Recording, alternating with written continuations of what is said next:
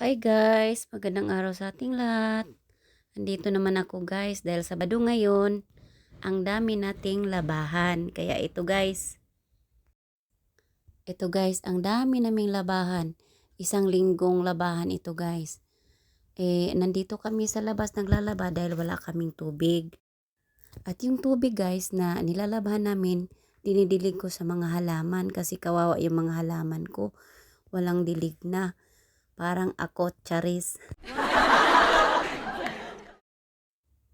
At ito guys, gising na yung anak kong makulit. Naglalambing dahil gusto niya, higa muna ako kay gusto niyang mukuot sa akong didi guys. Kaya yan ang favorite niyang lalaruin. At ang sabi ko, maglaro na lang muna siya dyan sa tubig. Kaya saka na lang siya maglalambing sa akin pagtapos na ako maglaba. Ayan, naglalaro naman siya guys. Nakinig naman siya sa akin. Kaya sabi ko sa kanya, makinig sa akin para hindi ako magagalit. Yan guys, patuloy kami naglalaba.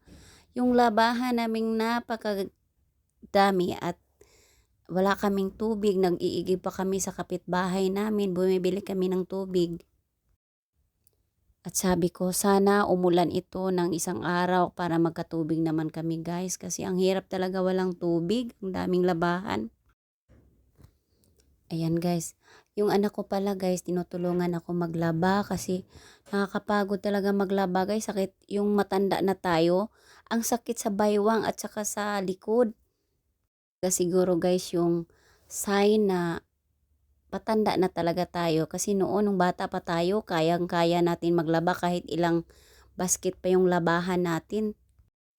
Kaya sabi ko, hindi ko na kaya maglaba ng marami ngayong matanda na ako. Kaya sabi ko sa anak ko, tulungan na lang niya ako maglaba.